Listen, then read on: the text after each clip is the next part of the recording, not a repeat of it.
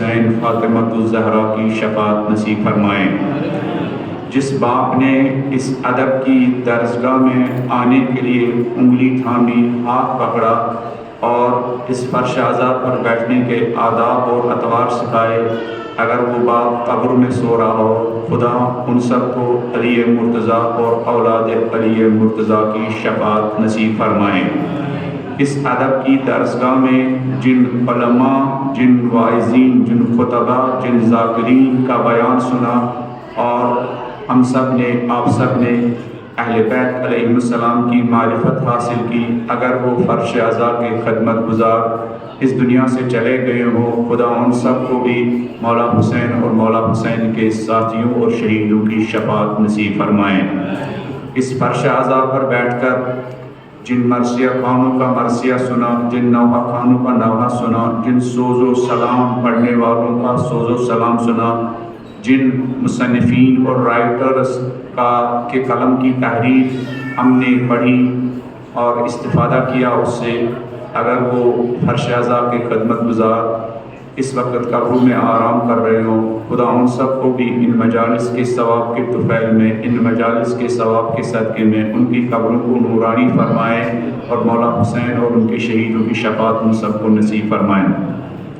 محرم ہو، سفر ہو یا سال بھر کی کوئی بھی مجلس ہو، مومنین مومنات ہمارے جوان خلوص کے ساتھ، محبت کے ساتھ ان مجالس حسینی میں، اس عزاداری کی ان مراسم میں خلوص کے ساتھ اپنا سرمایہ لٹاتے ہیں، خرچ کرتے ہیں۔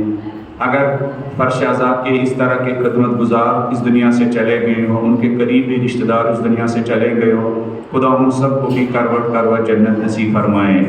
آپ کی گردن پر جن لوگوں کا حق ہے، کسی طرح آپ کو پڑھایا، زندگی میں ہاتھ بٹایا، مجھ حقیر طالب علم پر جن لوگوں کا حق ہے، پڑھایا، لکھایا، سمجھایا، زندگی کی مشکلات میں ہاتھ تھاما، اگر وہ اس دنیا سے چلے گئے ہوں یا ان کا قریبی کوئی رشتہ دار اس دنیا سے چلا گیا ہو، خدا ان سب کو بھی محمد و آل محمد کی شفاعت نصیب فرمائیں۔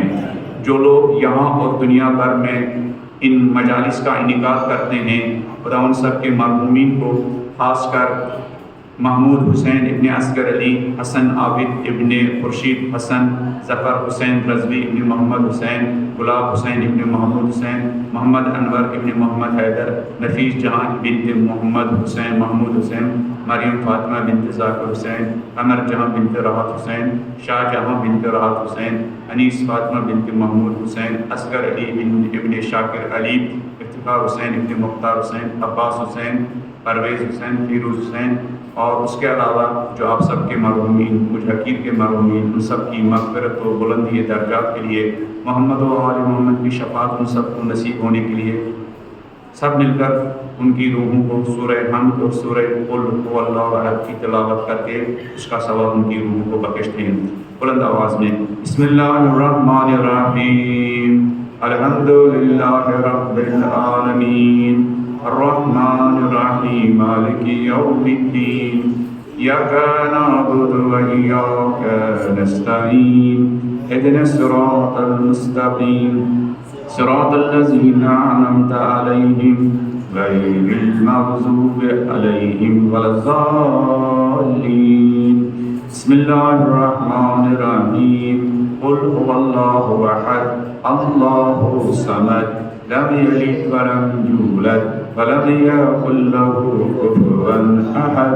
بسم اللہ الرحمن الرحیم، قل هو اللہ احد، اللہ الصمد، لم یلد ولم یولد ولم یکن له کفوا احد۔ بسم اللہ الرحمن الرحیم، قل هو اللہ احد، اللہ الصمد، لم یلد ولم یولد ولم یکن له کفوا احد۔ اپنی صحت و سلامتی کے لیے جن کے سروں پر ماں باپ کا خدائی اور آسمانی سایہ ہے، وہ سایہ ان سب کے، ہم سب کے سروں پر تا دیر باقی رہنے کے لیے، ہمارے گھروں میں جو بیوی بچے ہیں، ماں باپ ہیں، ان سب کی صحت و سلامتی کے لیے، آس پڑوس میں جو پڑوسی رہتے ہیں، مومنین رہتے ہیں، ان سب کی صحت و سلامتی کے لیے، جو پریشان حال ہے ان کی پریشانی دور ہونے کے لیے، جو حاجت مند ہیں ان کی حاجت روائی کے لیے، جن کے بچے پڑھتے ہیں ان سب کو ان بچوں کی بہار نصیب ہونے کے لیے، کل عالم میں دین کے تمام خدمت گزاروں کے لیے، خصوصاً فرزندان زہرا حضرت آیت اللہ عظمہ سید علی سیستانی، حضرت آیت اللہ عظمہ سید علی خامنی، سید مقامت سید حسن نصراللہ صاحب کی صحت و سلامتی کے لیے، اور سب سے زیادہ امام زمانہ عجل اللہ تعالی فرج شریف کے جلد از جلد ظہور کے لیے بلند آواز میں ایک صلوات پڑھ دیجیے۔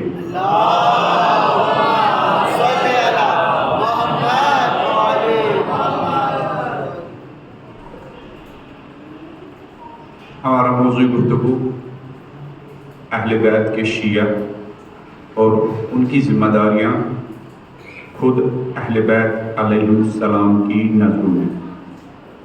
اہل بیت علیہ السلام اپنے شیعوں سے معاشرتی اور سوشل لائف کے بارے میں کیا ایکسپیکٹ کرتے ہیں؟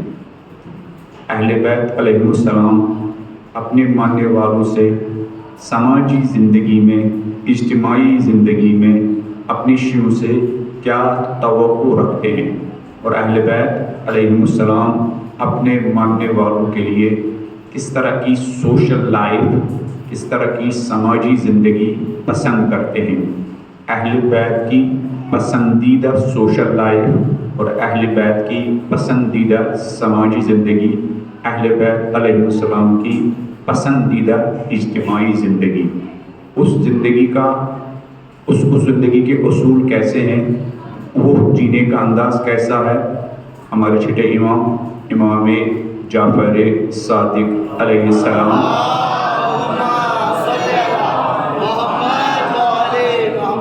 کی حدیث کو ہم نے محور گفتگو بنایا۔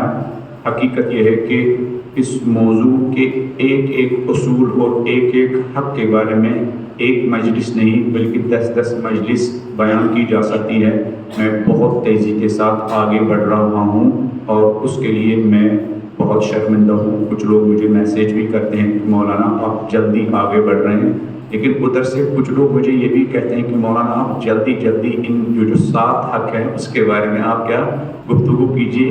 تو 2 طرح کے لوگوں کے درمیان ہم پھنس جاتے ہیں، لیکن ہم کوشش کریں گے دونوں کا حق ہو کہ انشاءاللہ کچھ لوگوں کی پریشانی یہ ہے کہ کل تک آپ کا ٹائم ہے، آپ پتہ نہیں 7 پر گفتگو کر پائیں گے یا نہیں۔ کچھ لوگ کہتے ہیں نہیں یہ جو آپ ٹاپک چھیڑتے ہیں اس پر مزید گفتگو کرنے کی ضرورت ہے، آپ ہلکا سا اشارہ کرتے ہیں اور آگے بڑھتے ہیں۔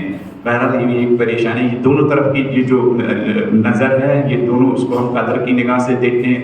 جو ڈیٹیل میں جاننا چاہتے ہیں ان کے اندر ایک تڑپ ہے، اور جو جلدی چاہتے ہیں کہ یہ 7 رائٹس اور 7 ذمہ داریوں سے ہم آگاہ ہوں، ان کے اندر بھی ایک تڑپ ہے۔ یعنی دونوں طرح کے یہ سوال ایک طرح کی تشنگی کی نشانی ہے۔ خدا محمد و آل محمد کی تعلیمات کے صدقے ہمارے اندر جو علم اور معرفت اور آگاہی کی جو پیاس اور تشنگی ہے، محمد و آل محمد کے کلام کی روشنی میں ہمیں اس تشنگی کو مٹانے کی توفیق عطا فرمائے۔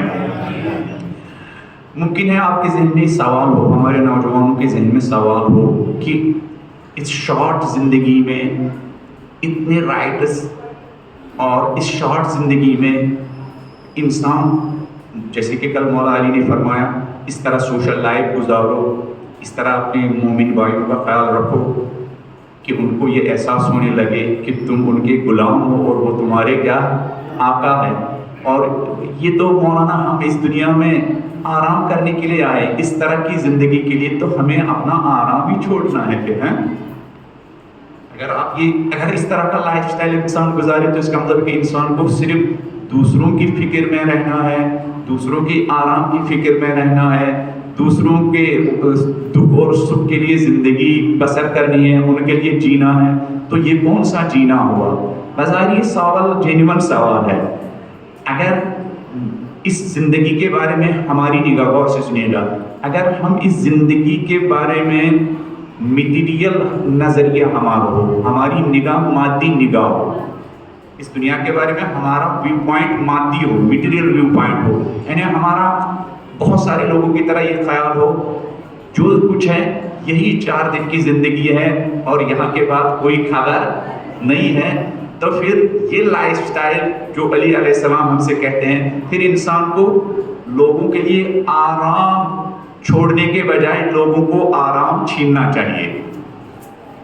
ہاں، اگر زندگی یہی میٹیریل لائف ہے اور اس کے بعد کوئی خبر نہیں ہے، پھر بہترین لائف وہ ہے جس میں انسان جتنا لوٹ مار مچائے اتنا بہتر ہے، اس لیے کہ یہاں کے بعد کوئی خبر ہے ہی نہیں۔ اگر اتنا ہی، اگر لائف صرف یہی ہے، یہی 4 دن کی ہے، تو جو جس کا جتنا ہاتھ بڑا ہے وہ کامیاب ہے۔ جیسے اس وقت میٹیریل دنیا میں یہ جو کچھ اس وقت دیکھ رہے ہیں نا، لوٹ مچی ہوئی ہے، کیوں؟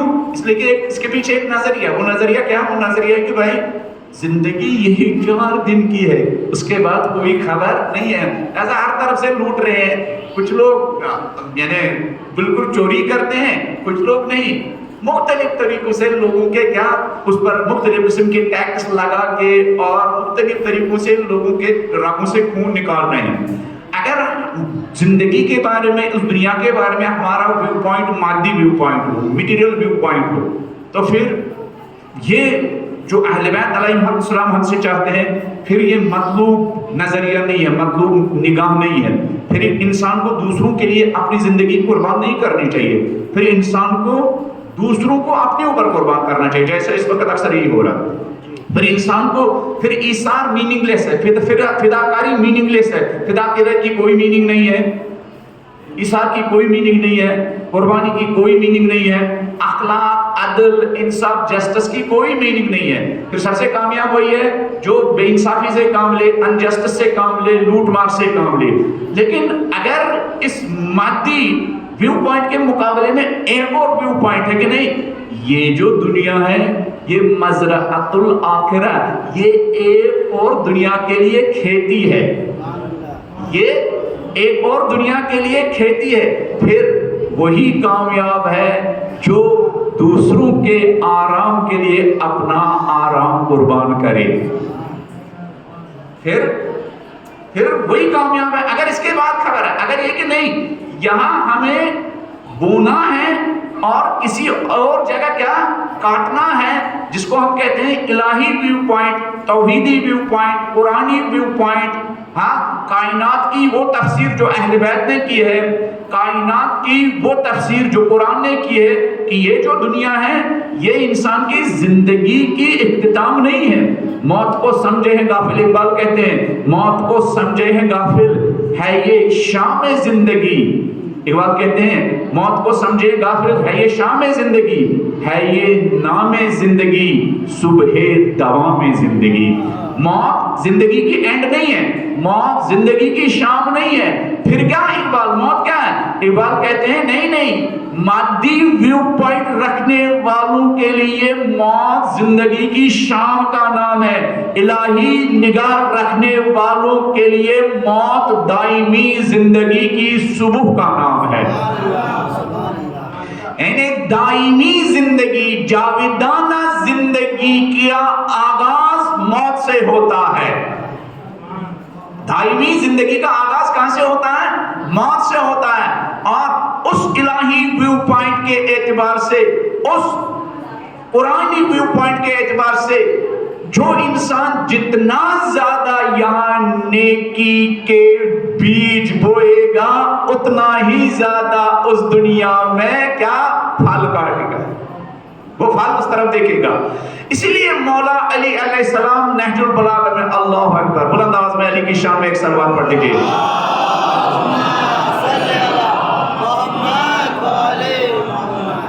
مولا علی علیہ السلام اسی طرح کے ویو پوائنٹ کو نظر میں رکھتے ہوئے اسی جس کا ہم نے لیٹر نمبر، کل ہم نے کس کے بارے میں گفتگو کی؟ Letter number 31۔ الحمدللہ ہمارے کچھ نوجوانوں کو یاد ہے لیٹر نمبر 31۔ خوش نصیب وہ ہے جنہوں نے وہ لیٹر نمبر 31 دیکھا بھی ہو، اگر نہ دیکھا ہو یہاں سے جانے کے بعد، یا کل سنڈے ہے میچ کو چھوڑیے گا، اس کیا یہ دیکھیے گا علی نے آپ کو جو وصیت کی ہے، کس کو خطاب کر کے؟ امام حسن کو خطاب کر کے، جنگ صفین سے لوٹے امام حسن علیہ السلام کو خط لکھا، وہ الہی زندگی، توحیدی زندگی کے رہنما اصول مولا نے اس میں بیان کیے۔ اسی لیٹر نمبر میں مولا امام حسن مجتبی سے فرماتے ہیں کہ بیٹا حسن، اگر اس مادی دنیا میں کہیں پر خدمت کا موقع ملا، اگر خدمت کا موقع ملا، ہم ہم گاڑی سے جا رہے تھے، کسی نے ہاتھ دیا تو یہ نہ سمجھا رہے دیکھو یہ زندگی میں آرام اور خلل ڈالنے کے لیے ایک آدمی کھڑا ہو گیا، یہ جو خدمت کا موقع مل رہا ہے۔ گھر میں سنڈے کے دن آرام کر رہے تھے تو دیکھا بار بار کوئی دروازے پر دروازہ کھٹکھٹا رہا ہے، اس طرح کی سچویشن پیش آئی۔ گھر میں بیٹھے ہوئے تھے، بیوی بچوں کے ساتھ بریانی کھا رہے تھے، کسی نے آپ کو کال کیا، آپ نے کال ریجیکٹ کی، آپ کے بیٹے کو بھی سیم نمبر سے کال آیا، آپ کے بیٹے نے بھی ریجیکٹ کی، آپ کی بیوی کو بھی سیم نمبر سے کال آیا اور اس نے ریسیو کی، تو پتہ چلا کہ خدمت کا ایک موقع مل رہا ہے۔ مولا فرماتے ہیں اگر آپ کو خدمت کے موقع مل رہے ہیں، خدمت کے موقع مل رہے ہیں، مولا فرماتے ہیں اپنے بیٹے سے، بیٹا حسن ان خدمت کے موقعوں کو ہاتھ سے جانے مت دو، یہ خدمت ایک دوسری زندگی میں کام آنے والی ہے۔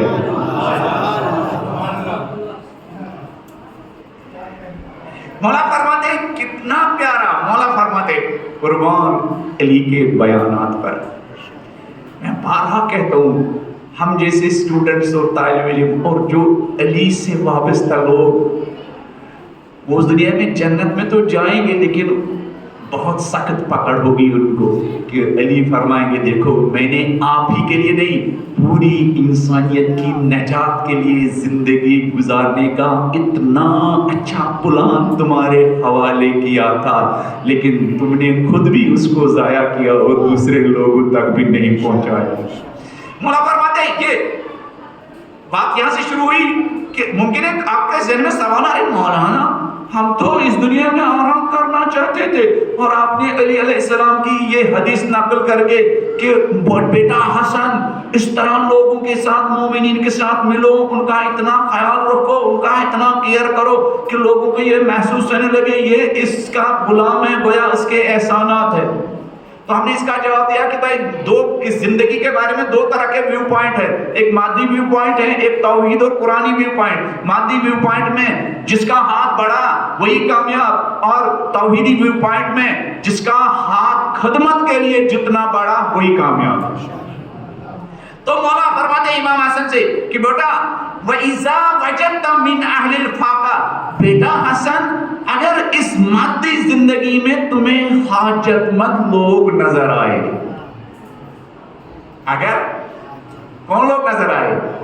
حاجت مند لوگ نظر آئے، بیٹا حسن اگر اس مادی زندگی میں تمہارے لیے خدمت کا کوئی موقع فراہم ہو رہا ہے، بیٹا حسن اگر اس میٹیریل لائف میں تمہارے لیے خدمت کا، ایثار کا، فداکاری کا کوئی موقع اور کوئی چانس مل رہا ہے، وَإِذَا وَجَدْتَ مِنْ أَهْلِ الْفَاقَةِ مَنْ تَحْمِلُ لَكَ زَادَكَ إِلَى يَوْمِ الْقِيَامَةِ، وہ خدمت کا موقع کہ جہاں تم اگر خدمت کرو تمہارا مال اس خدمت کے ذریعے قیامت کی طرف ٹرانسفر ہوگا۔ اگر تمہیں کوئی حاجت مند انسان مل رہا ہے، حاجت مند مومن دکھائی دے رہا ہے، پریشان حال مومن دکھائی دے رہا ہے، آپ کے دروازے پر کوئی زندگی کی مشکلات میں کیا گرفتار انسان دکھائی دے رہا ہے، بیٹا حسن اگر تم نے کسی ایسے انسان کو دیکھا من تحمل لک زادک الی یوم القیامہ، جو حاجت مند انسان، جو پریشان حال انسان تمہارے مال کو کہاں تک بھیجے گا؟ قیامت تک بھیجے گا۔ مولا فرماتے ہیں فیوافیکا، اور وہ انسان فیوافیکا غدن، یہ انسان جس کی تم خدمت کرو گے، یہ انسان جس کو مال کے ذریعے خدمت کرو گے، یہ انسان جس کا ہاتھ پکڑ کر تم خدمت کرو گے، یہ انسان جس کو زبان سے تم دو جملے بیان کر کے اس کو کیا گمراہی سے نکالو گے، فیوافیکا غدن، اور یہ انسان تمہیں کل پورا مال واپس کرے گا۔ کس دن؟ حیث تحتاج الیہ، وہ جگہ جہاں تم اپنے اس مال کے اس دنیا سے زیادہ محتاج ہو۔ انسان اس دنیا کے آرام سے زیادہ اس دنیا میں اس مال کے ذریعے قبر میں ایک کینڈل اور چراغ کا محتاج ہے۔ مولا فرماتے ہیں بھاگتن ہو بیٹا حسن، ایسے خدمت کے موقع کو غنیمت جاننا۔ ایسے خدمت کے موقع کو غنیمت جاننا، سجدہ شکر بجا لانا، تمہاری اس پیشانی پر کوئی ایسا ناراضگی ظاہر نہیں ہونی چاہیے، خوش ہونا چاہیے۔ الحمدللہ پالنے والے آج صبح صبح اس مال کو، آخرت کا گھر کو آباد کرنے کے لیے ایک انسان میرے دروازے پر حاضر ہو۔ مولا فرماتے ہیں فَاغْتَنِمْهُ، بیٹا حسن اس خدمت کے، اس پیسے کے ذریعے خدمت کے موقع کو غنیمت جانو، وَحَمِّلْهُ إِيَّاهَا، اور یہ مال اس حاجت مند انسان کے حوالے کرو۔ اور مولا اتنا ہی نہیں، یہ جتنا اس نے مانگا ہے اتنا ہی نہیں، مولا فرماتے ہیں وَأَكْثِرْ مِن تَزْوِيدِهِ وَأَنْتَ قَادِرٌ عَلَيْهِ، اگر تمہارے بس میں ہے اور زیادہ اس کو مال دے دو، کیوں؟ یہ مال تمہیں دوسری دنیا میں برابر واپس کرے گا، اور اس آخرت میں تم اس دنیا سے زیادہ اس مال کے محتاج ہو۔ علوی جینے کا انداز، علوی جینے کا انداز۔ پھر مولا فرماتے ہیں بلند آواز میں علی کی شان میں ایک صلوات پڑھو۔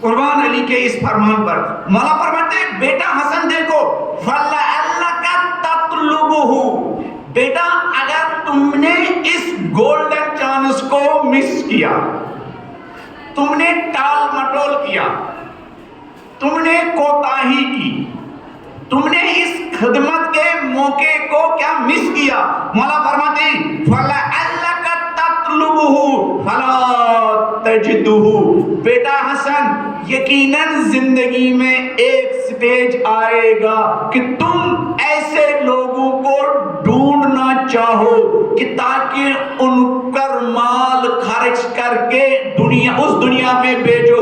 بیٹا حسن فَلَعَلَّكَ تَطْلُبُهُ فَلَا تَجِدُهُ، بیٹا تم اس کو ڈھونڈنا چاہو، ممکن ہے کہ تمہیں وہ خدمت کا موقع دوبارہ میسر نہ ہو۔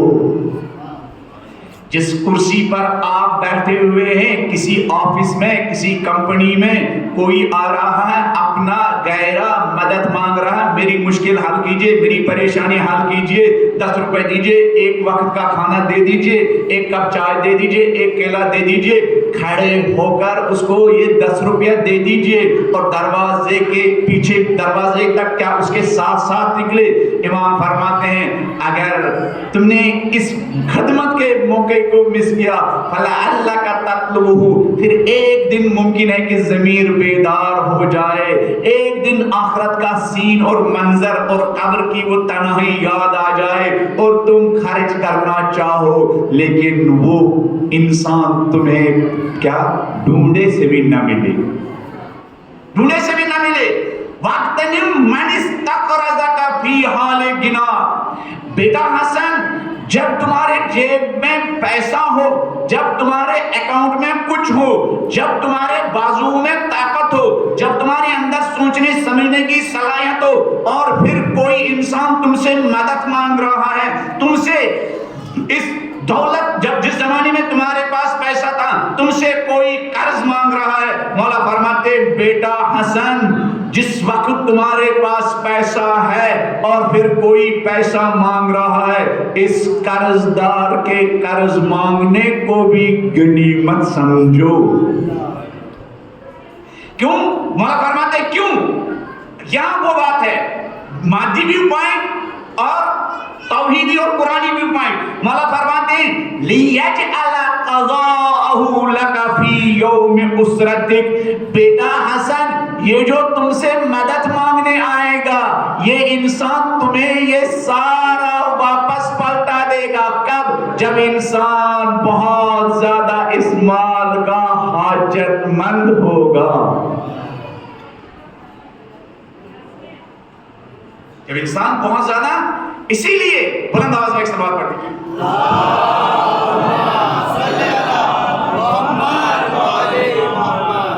خدمت کا موقع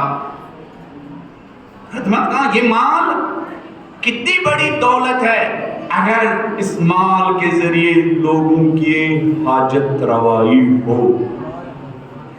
یہ کرسی پر بیٹھ کر نوکری کرنا کتنا بڑا انسان کے لیے خدمت کا چانس ہے اگر کرسی پر بیٹھ کر انسان اپنی قبر کو آباد کرے. امام باقر علیہ السلام کی خدمت میں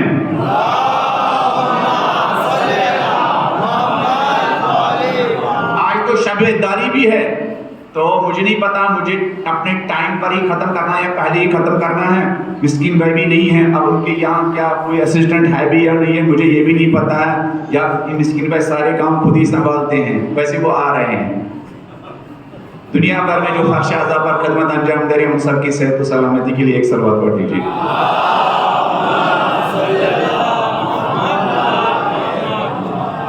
ہمیں تو پتہ نہیں ہے مسکین بھائی کا کوئی نائب ہے یا نہیں ہے, تو اگر نہیں ہے تو کوئی ان کے پاس جائے, ان سے کہے کہ مسکین بھائی اس امام بارگاہ کی خدمت کے لیے, صفائی کے لیے اور اس کے ریکوائرمنٹس پورے کرنے کے لیے اگر میری سہایتا کی ضرورت ہو, میری مدد کی ضرورت ہو تو اس لینگویج میں کہیے گا کہ اپنے مجھے غلام سمجھیے گا, اور جب بھی اس فرش اعضاء پر کسی قسم کی کام کی ضرورت ہو تو مجھے بتایا کرے, ہے نا. جیسے اس ایام اعضاء میں ایک دن اس پورے فرش اعضاء کے اوپر سے لے کر صفائی کرنے کا ایک دن ہونا چاہیے, اور وہ صفائی ہماری بہنوں کو نہیں, باہر سے کسی مزدور کو کے ذریعے نہیں, بلکہ خود ہمارے نوجوانوں کو اپنی آستینوں کو قاسم سلیمانی کی طرف بلند کر کے فرش اعضاء کی خدمت کرنی چاہیے. اگر آپ سنڈے کے لیے راضی ہو تو میں بھی ریڈی ہوں, لیکن کسی نے نہیں کہا انشاءاللہ. ہے کوئی ریڈی؟ تو مسکین بھائی تو ہمیں 1 گھنٹہ لگے گا. چلیے, میں نے قاسم سلیمانی کے بارے میں کہا, آپ سمجھ گئے قاسم سلیمانی کے بارے میں ہے. یہ بھی خدمت کا ایک بڑا پلیٹ فارم یہی فرش اعضاء. ہمارے بہت سارے لوگ منت مانگتے ہیں نا, ہے نا, منت مانگتے ہیں نا, تو آپ یہ بھی منت مانگ سکتے ہیں, مولا محرم و سفر میں فلان عزا خانے کی, پورے عزا خانے کی اوپر سے نیچے صفائی. اب یہ بھی 4 لوگ مل کر منت مانگ سکتے ہیں کہ ہم محرم میں ہر شب جمعہ کو, سفر میں 1 دن, محرم میں 1 دن. شہید قاسم سلیمانی کے دوست کہتے ہیں کہ ایام فاطمیہ تھے, شہید سلیمانی کے اپنے آبائی امام بارگاہ میں مجالس ہو رہی تھی, مجلس ختم ہو گئی اور ہم شہید سلیمانی کو ڈھونڈنے لگے, وہ دکھائی نہیں دے رہے تھے. میں نے شاید یہاں یا کہیں اور بھی کہا کہ شہید سلیمانی کے پیچھے دشمن سائے کی طرح ہوتے تھے. تو کہنے لگے مجلس ختم ہو گئی, ہم نے ہر جگہ ڈھونڈا, آخر میں ہم نے جو واش روم کا ایریا تھا ہم نے وہاں دروازہ کھولا, ہم نے دیکھا قاسم سلیمانی, جنرل قاسم سلیمانی, شیڈو کمانڈر جس کو امریکہ میں کہا جاتا ہے, اس مدافع حرم بچانے والے کمانڈر, ہم نے دیکھا اس کے ہاتھ میں ایک پائپ ہے, ایک جھاڑو ہے, اور وہ واش روم اور ٹوائلٹ صاف کر رہے ہیں. ہم نے ان سے کہا سردار ہم مر گئے کہ آپ نے ہاتھ میں یہ جھاڑو اور یہ پائپ ہاتھ میں لے رکھا. تو سردار نے ہم سے کہا تمہیں شرم آ رہی ہے, میرے ہاتھ میں جھاڑو اور میرے ہاتھ میں پائپ ہے. شہید مجھ سلیمانی کو جو کچھ ملا ہے فرش اعضاء کی خدمت سے ملا ہے. مجھ سلیمانی کو جو کچھ ملا ہے, ہمیں تو باہر اپنا ہی جوتا کیا الماری میں رکھتے ہوئے شرم آتی ہے, دوسروں کی تو بات ہی نہیں ہے. ہم فرش اعضاء پر جھکنے کے لیے بھی تیار نہیں ہیں, اور یہاں جو جھکے گا وہی سرفراز ہوگا.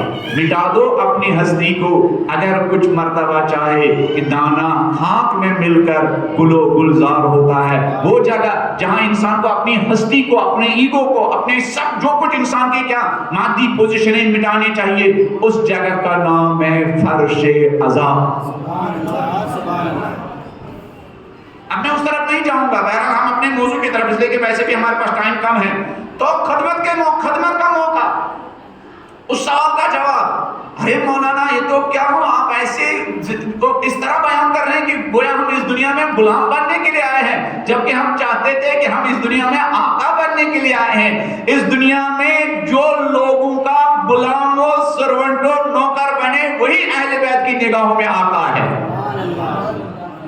آقائی کن کو ملتی ہے؟ آقائی ان لوگوں کو ملتی ہے جن کو خدمت کرنا آ جائے۔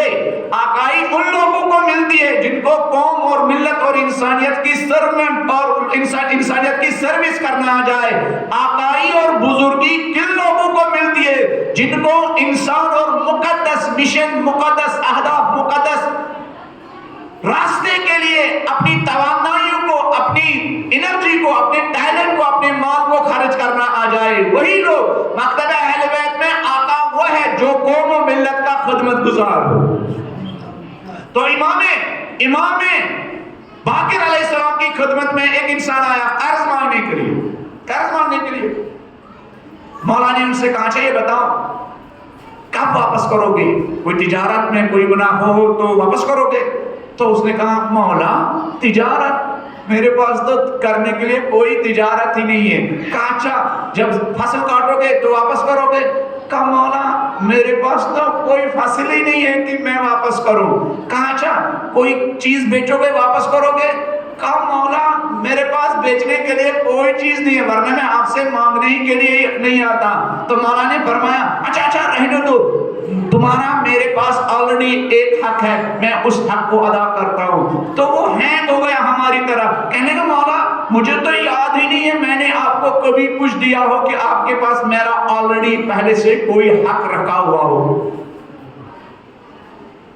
کہا مولا کون سا حق؟ مجھے تو یاد نہیں ہے آپ میرے پاس کبھی مانگنے کے لیے آئے ہو۔ کہا نہیں تم مانگنے کے لیے نہیں آئے ہو، لیکن خدا نے ہر انسان کے پاس مظلوموں اور محروم اور حاجت مندوں کا ایک حق رکھا ہے۔ وفی اموالہم حق للسائل والمحروم، ہر انسان کے مال میں سائل و محتاج و گداگر اور محروم انسانوں کا حق ہے۔ میں وہ حق ادا کروں، تمہارا حق میرے پاس پہلے سے رکھو۔ یہ دیکھیں یہ مادی ویو پوائنٹ نہیں ہے، یہ مادی نگاہ نہیں ہے، یہ الہی نگاہ، یہ توحیدی نگاہ، یہ اس کا ویو پوائنٹ ہے جو قرآن کو مانتا ہو اور آخرت کو مانتا ہو اور خدا کو مانتا ہو۔ وہ یہ کہہ سکتا لوگوں کا میرے پاس آلریڈی حق رکھا ہوا ہے، وہ حق میں ادا کروں گا، وہ حق میں ادا کروں گا۔ تو امام جعفر صادق علیہ السلام نے فرمایا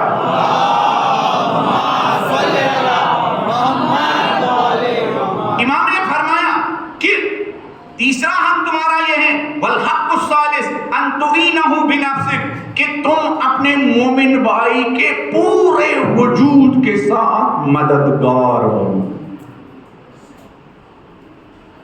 اپنے پورے وجود کے ساتھ اس کے مددگار بنو۔ اگر خدا نے مال دیا ہے تو اپنے مال کے ذریعے، اور اگر خدا نے پیاری اور میٹھی زبان دی ہے، بات کرنے کا سلیقہ بھی آتا ہے، ہوتے ہیں نا کچھ لوگ جب دو باتیں لوگوں کے پاس کرتے ہیں تو ان کو ایک نیا حوصلہ ملتا ہے، ان کی نا امیدی امید میں بدل جاتی ہے، ان کے جو حوصلے ٹوٹے ہوئے ہوتے ان کو کیا کرنے کا حوصلہ ملتا ہے جب وہ کچھ لوگ دو باتیں کرتے ہیں، کچھ لوگوں کی باتوں میں اثر ہوتا ہے۔ امام فرماتے ہیں اپنے پورے وجود کے ساتھ، مال ہے تو مال کے ذریعے، زبان ہے تو زبان کے ذریعے، اگر انرجی ہے، طاقت ہے، جوانی ہے تو یہ جوانی اپنے مومن بھائی کی خدمت کرنے کے لیے، اس کی زندگی کی مشکلات حل کرنے کے لیے کیا صرف کرو ورجلی کا۔ اور یہ بھی اگر انرجی ہے، اگر طاقت ہے، اگر توانائی ہے، اگر قدموں میں چلنے کی طاقت ہے، اگر ہاتھوں کے ذریعے بائک چلا سکتے ہو، اگر اس گاڑی کے ذریعے گاڑی کی سٹیئرنگ سنبھال سکتے ہو تو غنیمت جانو، میدان میں اترو۔ کس کی طرح؟ شہید عباس بابائی کی طرح، بریگیڈیئر عباس بابائی، ایران کی ایئر فورس کا چیف ایئر مارشل، امریکہ میں پائلٹ حاصل کی، لیکن کچھ لوگ جہاز پر بیٹھنے کے بعد بھی کیا زمین پر چلنے والے خاکسار اور منکسر انسانوں کی طرح زندگی بسر کرتے ہیں. کچھ لوگ سائیکل ہاتھ میں لیتے ہیں اور وہ آسمان کے ساتھ باتیں کرتے ہیں. فرق کہاں سے آتا؟ تربیت کا فرق ہوتا ہے. کچھ لوگ محلے میں بائک اور اپنی اسکوٹی اس انداز سے چلتے ہیں ایسا لگتا ہے یہ کیا بائیڈن صاحب بائیڈن صاحب ہے. لیکن کچھ لوگ اونچے عہدوں پر ہونے کے بعد اس طرح سوسائٹی میں چلتے ہیں، گلی کے کوچے لوگ سمجھتے ہیں شاید یہ اس گلی میں سب سے محتاج انسان ہے. اور بزرگی ایسے ہی لوگوں کو ملتی ہے. شہید عباس بابائی کی ماں کا کہنا ہے کہ ایک دن میں گھر میں بیٹھی ہوئی تھی. شہید عباس بابائی امریکہ میں پائلٹ حاصل کی تھی. بڑی شیرین زندگی ہے اس کے. یوٹیوب میں آپ کو شہید عباس بابائی کے بارے میں بہت کچھ ملے گا. شوق پرواز، ان کی زندگی پر 30-40 قسطوں پر ایک سیریل ہے، آپ دیکھیے گا یوٹیوب پر. اور اگر نہیں ملے گا تو ایک چھوٹی سی کتاب اویلیبل ہے نیٹ پر. نہیں ملے گی تو میں آپ کو وہ سینڈ کر سکتا ہوں. A Flight Beyond Imagination، پرواز تا بی نہایت. ہاں، ان کی زندگی کے بارے میں ہے. ان کی ماں کا کہنا ایک دن میں گھر میں بیٹھی ہوئی تھی تو دروازہ کھٹکھٹایا.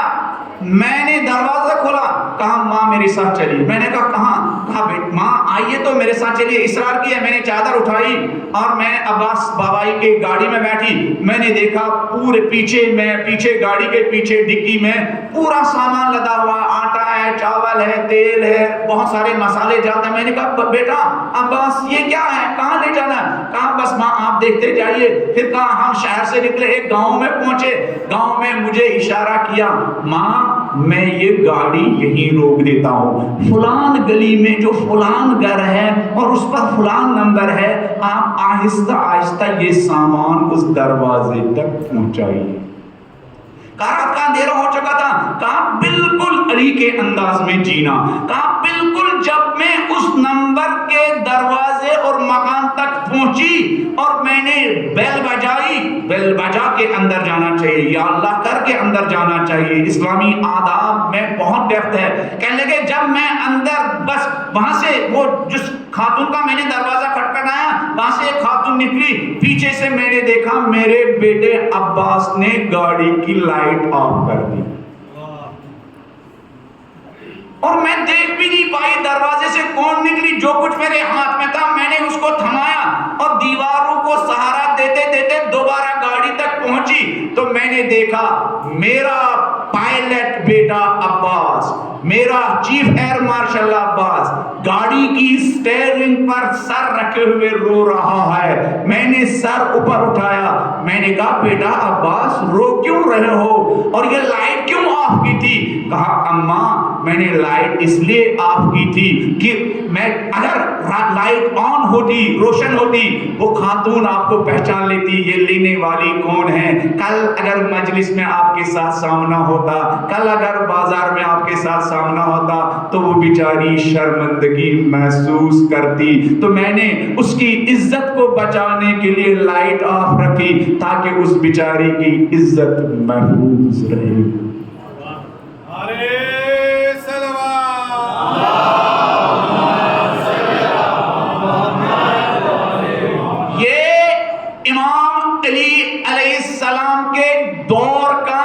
سرونٹ اور خدمت گزار نہیں ہے، یہ خمینی کے دور کا ملت شیعت کا سرونٹ اور خدمت گزار ہے. مکتب اہل بیت اور تعلیمات اہل بیت میں اتنی طاقت ہے وہ ہر دور میں، ہر زمانے میں، ہر جگہ، ہر ملک، ہر گلی، ہر شہر، ہر عزا خانے میں، ہر عاشور خانے میں، ہر مسجد میں ایسے کرداروں کو تربیت کرنے کی پوری صلاحیت رکھتے ہیں.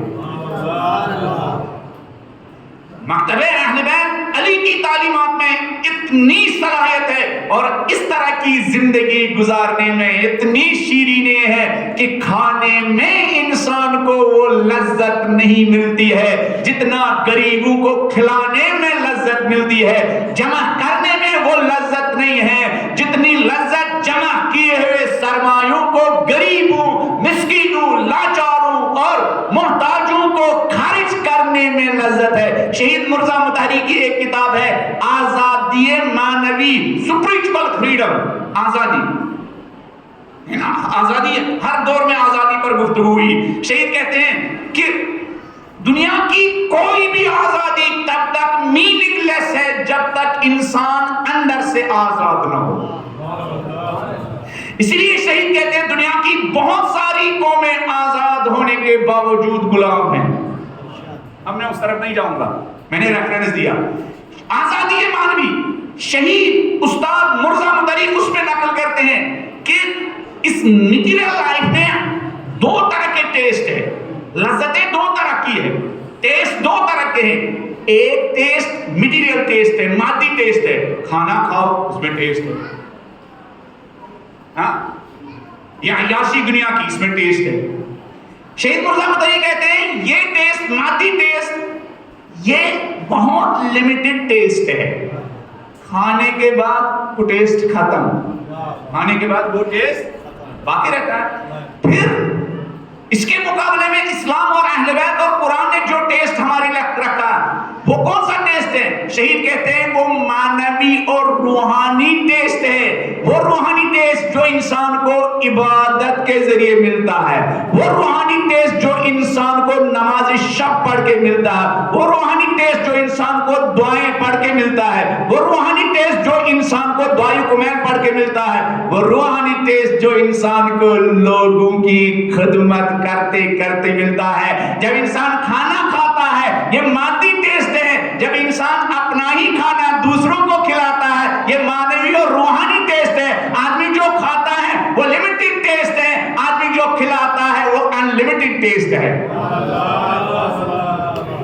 جب بھی آپ کے ذہن میں یاد آئے گا، میں جا رہا تھا، میں بھوپال سے دلی جا رہا تھا، ٹرین میں ایک صاحب نے، ایک فقیر نے، ایک لاچار نے، میں کھانا ہی کھا رہا تھا، کہا بیٹا میرے 3 بچے ہیں ذرا ان کے لیے دے دو. میں نے پورا اپنے ٹفن میں رکھا ہوا کھانا ٹفن کے ساتھ ان کو حوالے کیا. بھوپال سے جب آپ دلی پہنچیں گے، جب بھی آپ کو یہ منظر یاد آ جائے گا آپ پچھتائیں گے نہیں، ارے میں نے اس بڑھیا کو دیا، خود بھوکا رہا. وہ بھوک آپ کے لیے ٹیسٹ بنے گی. وہ بھوک، اس بھوک میں کون سا ٹیسٹ ہے؟ اس بھوک میں معنوی ٹیسٹ ہے، اس بھوک میں روحانی ٹیسٹ ہے، اس بھوک میں اسپرچول ٹیسٹ ہے. اور یہ ٹیسٹ کب ہے؟ یہ ٹیسٹ جب بھی ملک الموت ہماری زندگی میں دروازے پر دستک دے گا، جب بھی آپ یاد کریں گے ارے میں ایک دن بھوپال کے اس جنکشن کے سامنے تھا، ایک بڑھیا نے مجھ سے کہا ارے جوان مجھے سڑک کراس کرنی ہے، بہت بھیڑ ہے، بہت رش ہے، میں چل نہیں پا رہا ہوں. آپ نے اس کو ہاتھ تھمایا اور بلدیا نے کہا بیٹا میں چل نہیں پا رہی ہوں. آپ نے اس کو اپنے کندھے پر بٹھا کے سڑک کراس کروائی. اس بڑھیا نے کہا بیٹا مجھے بھوپال کے فلان جگہ جانا ہے، میرے پاس جانے کے لیے کچھ بھی نہیں ہے. آپ نے کراس کروایا کندھے پر بٹھا کر، آپ نے رکشہ کرایہ پر لیا اور اس رکشے کا کرایہ بھی دیا، اور ساتھ ساتھ آپ کے ہاتھ میں جو کیلے تھے اس میں سے آپ نے 5-6 کیلے اس کو بھی تھما دیے اور رکشے والے سے کہا آہستہ آہستہ اس میری ماں کو گھر تک پہنچا دینا. یہ ٹیسٹ ہے. جب تک آپ یاد کریں گے، جب بھی آپ کو وہ منظر یاد آ جائے گا، میں جا رہا تھا، آپ بھی جا رہا تھا، ایک بڑھیا نے مجھ سے کہا ذرا مجھے سڑک کراس کرو، تب بھی آپ کے دل کو ایک سکون محسوس ہوگا. آپ کے دل سے اندر آواز آئے گی کہ خدایا کاش روزانہ اس طرح کے خدمت کے موقع مجھے میسر ہوتے.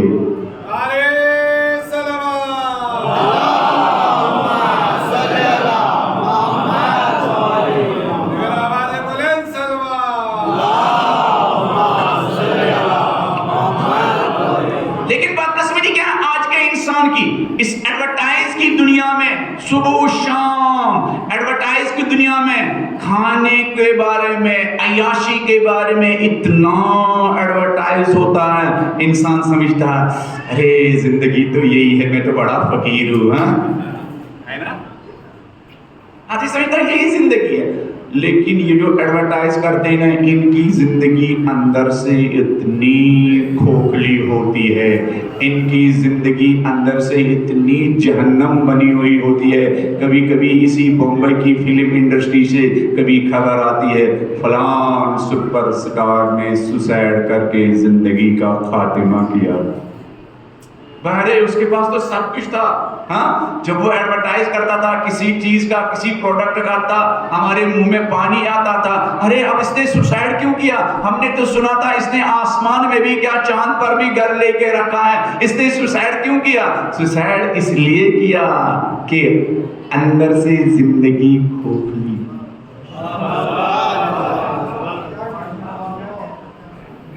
اندر سے ہمارے اور آپ کے مولا. میں اس میں دو طرح کے لوگ ہوں گے. کچھ لوگ کہتے ہیں مولا نے پھر بھی اس بات کو کیا ڈیٹیل میں بیان کر رہے ہیں. کچھ لوگ کہتے ہوں گے کہ ہاں کل انہوں نے جو چھوڑا تھا آج اس میں تھوڑی سی وضاحت کی. دو طرح کے لوگ ہیں. میں نے مجھ سے کہا, کچھ لوگوں نے کہا آپ مولانا جلدی اس 7ویں پوائنٹ تک پہنچ جائیے. کچھ لوگوں نے کہا کہ مولانا آپ جلدی آگے بڑھ رہے ہیں, آپ بات کو کھولتے نہیں ہیں. دو طرح کی لوگوں میں پھنس گیا ہوں میں. تو اب مولا علی علیہ السلام زندگی بلند آواز میں علی اور آل علی کی شان میں خلوص کے ساتھ ایک صلوات پڑھ دیجیے.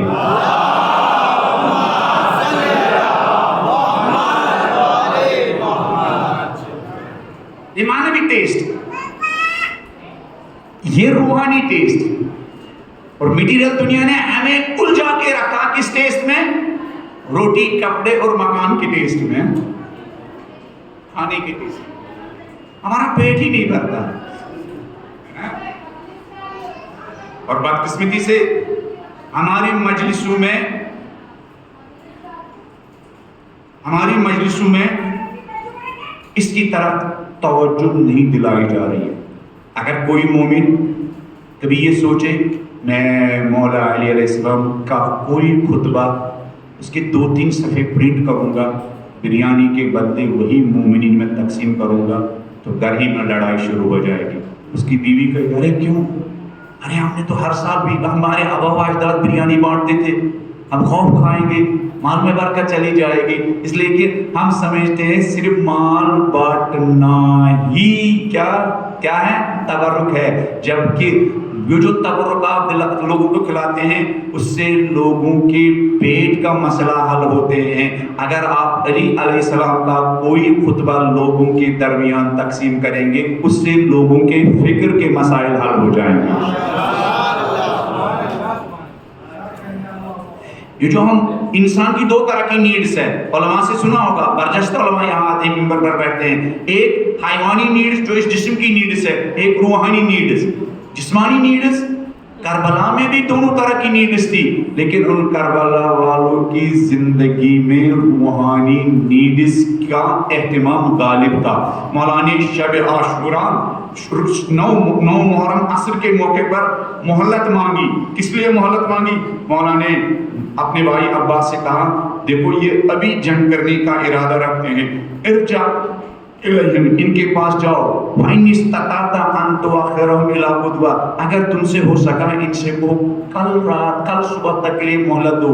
نُصَلِّي لِرَبِّنَا اللَّيْلَ, آج پوری رات پانی ڈھونڈنے کے لیے نہیں بلکہ اپنی روحوں کو خدا کی نمازیں پڑھ کر سیراب کریں گے.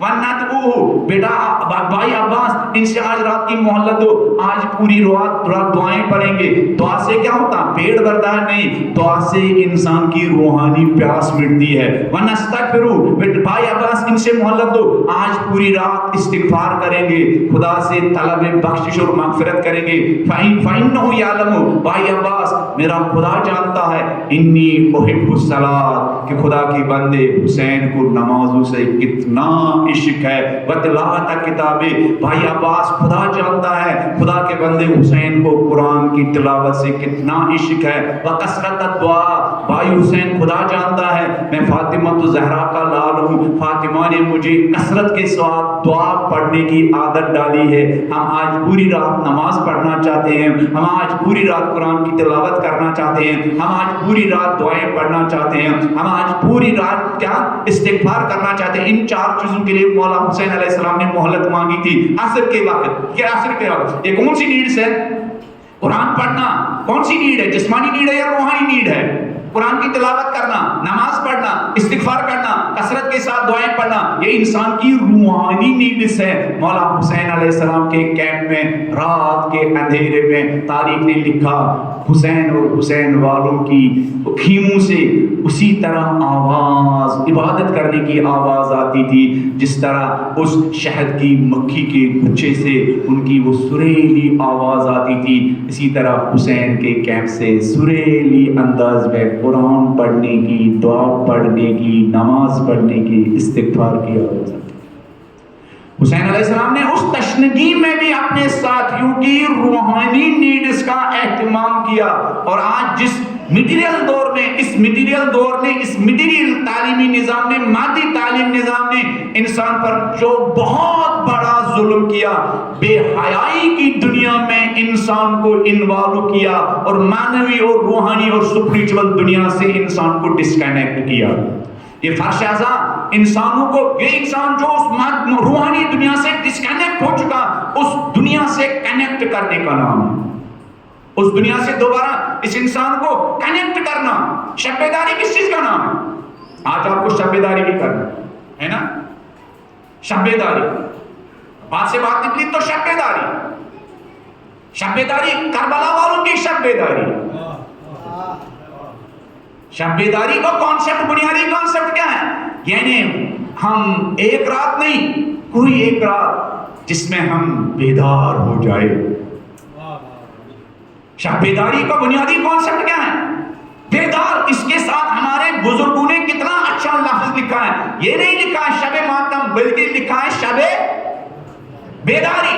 یعنی پورے برصغیر میں دیکھیے، یہ شب بیداری، بیداری کی رات، نہ شب ماتم۔ یعنی ماتم بھی کرنا ہے تاکہ حسین کا غم مناتے مناتے، حسین کے مصائب سنتے سنتے ہم بیدار ہو جائے، ہم جاگ جائے، ہمارے اندر اویئرنس ہو، ہمارے اندر آگاہی ہو، ہم جس غفلت کی دنیا میں بسر کر رہے ہیں، ہم اس غفلت کی دنیا سے باہر آ جائے۔ حسین اور امام زمانہ ہم سے جن ذمہ داریوں کا تقاضا کرتے ہیں، ہم ان ذمہ داریوں کے لائق بنے۔ اور اس طرح کی شب کی کیوں ضرورت ہے؟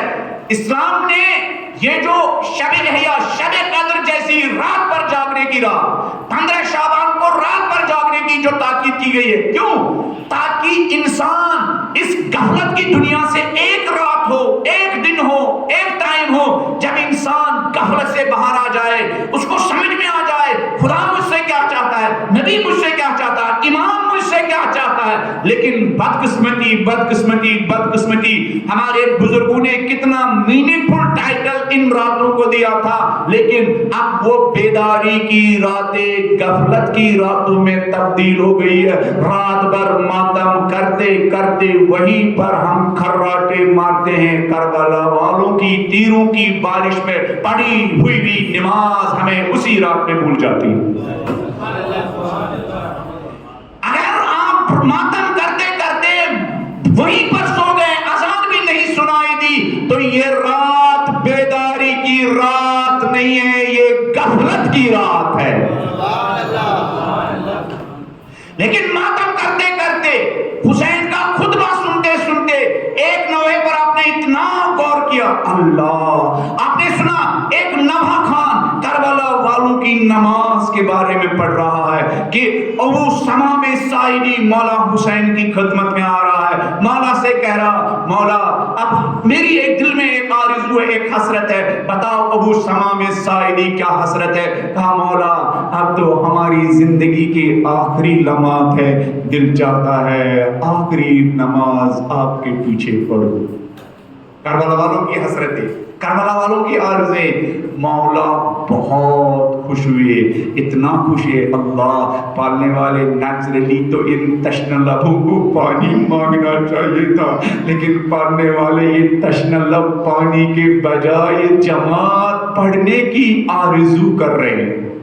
پالنے والے نیچرلی تو ان 3 دن کے بھوکے اور پیاسے جوانوں کو مجھ سے یہ کہنا چاہیے تھا، مولا آپ نے نصرت کے لیے کہا تھا، ہم میدان میں اترے بھی، ہم نے تیر بھی لیے مولا، لیکن پیاس اب اتنی زیادہ ہے، اب تو مجھے معاف کیجئے مولا، مجھ سے رہا نہیں جاتا۔ لیکن یہ نہیں کہا، بلکہ کیا کہا، مولا دل میں ایک آرزو ہے۔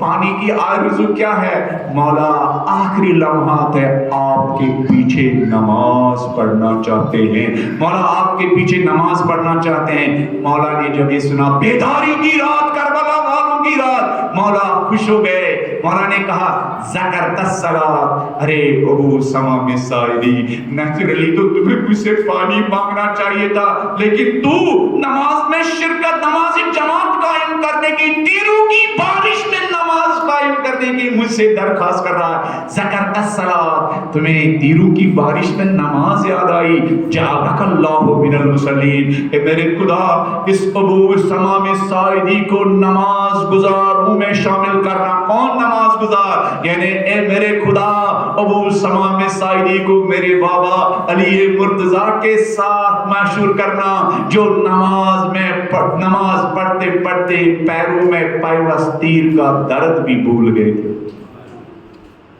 ہمارے یہاں شب بیداری کی ضرورت ہے، ماتم کرنے کی ضرورت ہے، مولا حسین کا غم منانے کی ضرورت ہے۔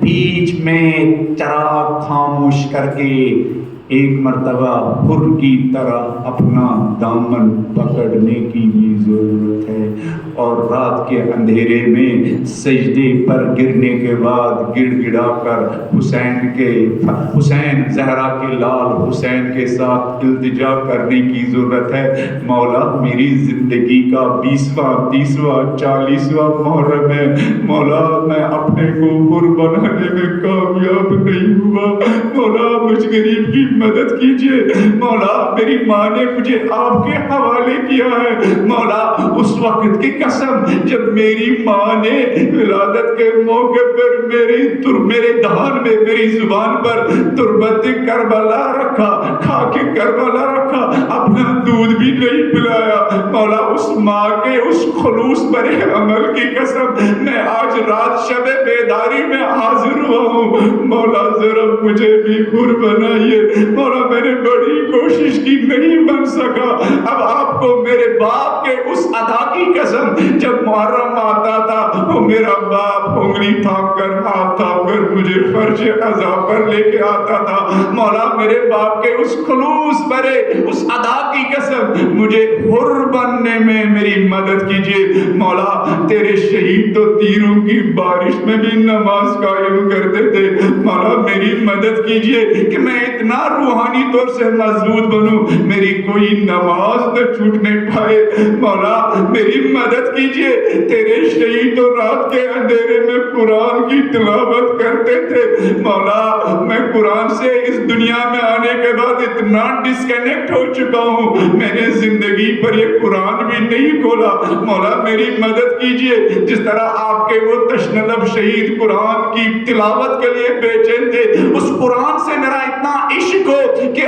آپ کا حبیب ابن مظاہر رات میں ایک قرآن ختم کرتا تھا، پالنے میرے حسین میری مدد کیجئے، میں بھی سونے کے وقت قرآن کا ایک صفحہ تو پڑھوں، صبح اٹھنے کے بعد ایک صفحہ تو پڑھوں، کام پر نکلنے کے بعد، کام پر کرسی پر بیٹھنے پر ایک قرآن کا صفحہ تو پڑھوں۔ جس رات میں انسان کو یہ جذبہ ملے وہ رات انسان کی بیداری کی رات ہے، جس دن انسان کو، جس رات انسان کو نماز سے وفا کا پیغام ملے وہ رات بیداری کی رات ہے، جس رات میں انسان کو قرآن کے ساتھ اپنا کنیکشن اور رابطہ مضبوط کرنے کا جذبہ ملے، انسان کے لیے وہ رات بیداری کی رات ہے۔ اجرکم علی اللہ،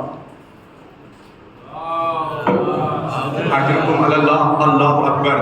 شب بیداری حسین علیہ السلام کے ساتھیوں کی شب بیداری، حسین علیہ السلام کے شہیدوں کی شب بیداری، حسین علیہ السلام کے ساتھیوں نے، مولا نے اس عاشور کی بیداری کی رات میں اپنے سارے شہیدوں کو جمع کیا، ان شہیدوں کے درمیان ایک خطبہ دیا، اے میرے ساتھیوں، میرے ساتھیوں، میرے ساتھیوں، لشکر عمر سعد کو فقط زہرا کے لال حسین کا سر چاہیے، اگر ان کو میرا سر ملے پھر ان کو کسی سے کوئی واسطہ نہیں ہے، تم اگر چاہو تو چلے جاؤ، اگر شرم محسوس ہوتی ہے اگر شرم محسوس ہوتی ہے تو میرے ایک ایک بچے کا ہاتھ تھام لو، چلے جاؤ جہاں سے آئے تھے، میں چراغ بھی خاموش کیے دیتا ہوں، اندھیروں کا فائدہ اٹھا کر چلے جاؤ۔ لیکن کربلا والوں کی بیداری کی وہ رات، کربلا والوں کی بیداری وہ رات، وہ کتنے بیدار تھے، ان بیدار انسانوں کا سالار،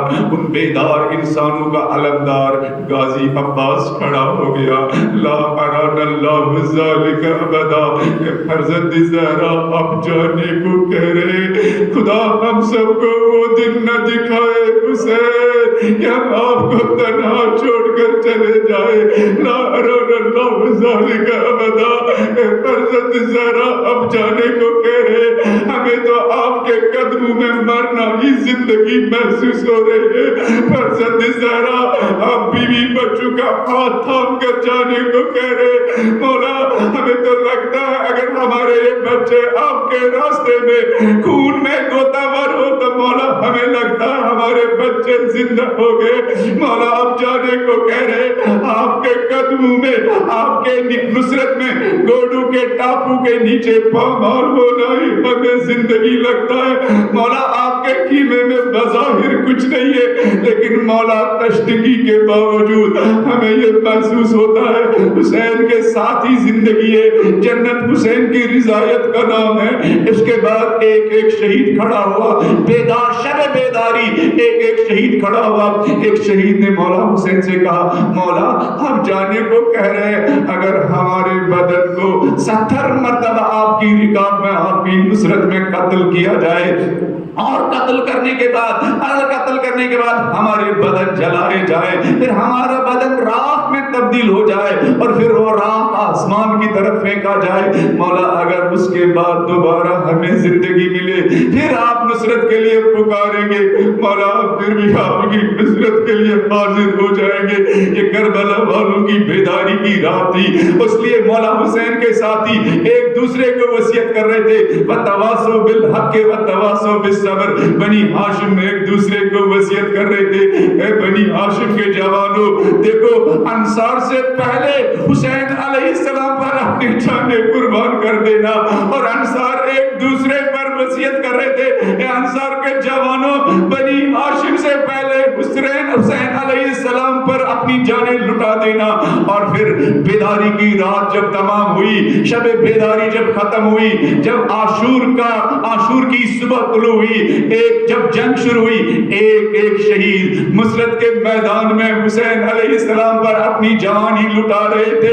ایک ایک شہید حسین علیہ السلام سے اجازت لینے کے بعد مقتل میں جا رہا تھا۔ ایک مرتبہ جب مولا حسین کے سارے شہید مقتل میں پڑے ہوئے نصرت کا حق ادا کر چکے، ایک مرتبہ زہرا کے حسین نے محسوس کیا اب میرا کوئی نہیں بچا ہے۔ دائیں بائیں شہداء کے لاشیں پڑے ہوئے تھے، آگے پیچھے شہیدوں کے لاشیں پڑے ہوئے تھے۔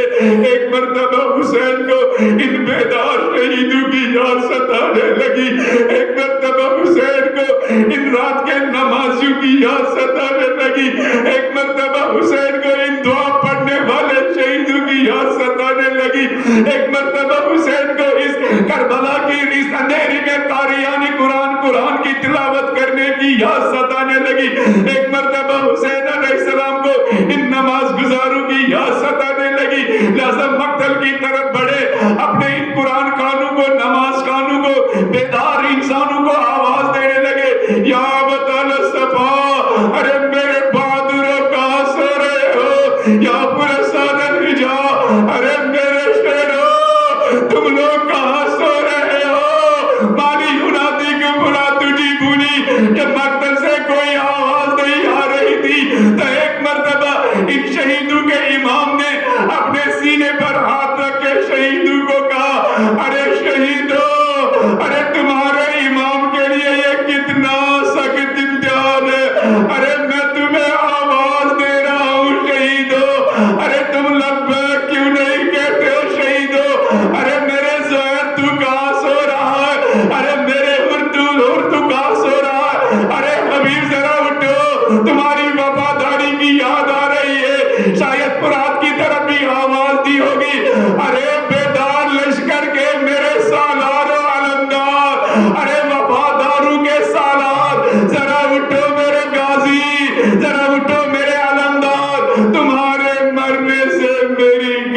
جھک گئی ہے.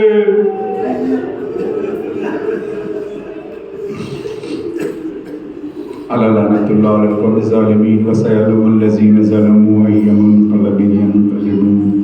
انا للہ و انا الیہ راجعون. رزم بقضائہ و تسلیما لامرہ. انا للہ و انا الیہ راجعون. رزم بقضائہ و تسلیما لامرہ. پڑھنے والے ہماری اس مجلس میں بزرگ لوگ بیٹھے ہیں، جوان لوگ بیٹھے ہیں، ہماری بہنیں